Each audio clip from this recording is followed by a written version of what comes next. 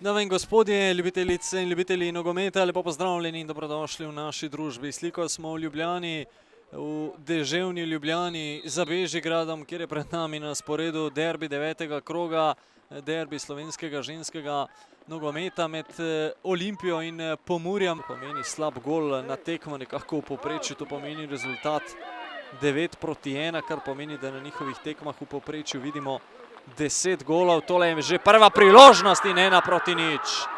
1-0, 12. minuta.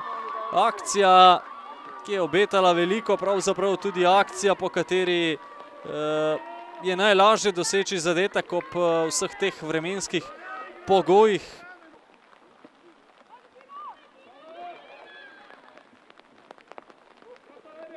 Sedaj priložnost Ana Milović in avtogol.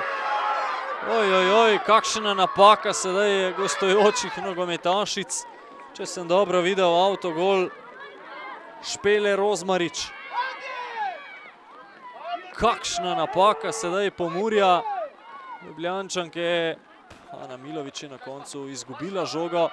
Pa podaja sedaj, tole je padec in 11 metrovka ali, ja, 11 metrovka za Beltince. 11 metrovka za Beltince. Oziroma Kaja Korošec, jasno, in Nika Šapek in obramba. Obramba vratarke Olimpije.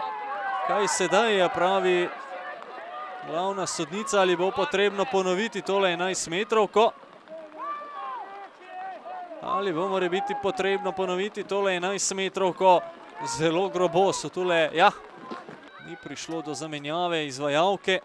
Poglejmo, ali je lahko Nika Šapek še enkrat brani strel Kaj Korošec. Kaja Korošec v drugo in tokrat vendarle zadeva za vodstvo Beltincev z 2-1. Strel znova v desni kot, v desni spodnji kot. Tokrat je bila pri glavni sodnici 8 rumenih kartonov in namreč že pokazala prosti strel za Beltince. Nevarna podaja, tole je priložnost, 3-1. 3-1. Nezbranost v obrambi Olimpije in Beltinci so vse skupaj kaznovali in tole je izredno pomemben zadetek za vodstvo s 3-1. Krasno, Sara Makovec, Špela Kolbl, še enkrat Sara Makovec, tole bo prekršek. Tole bo prekršek Barbare Kralj in tudi ona bo kaznovana z rumenim kartonom. To je bilo kar malce nesramno.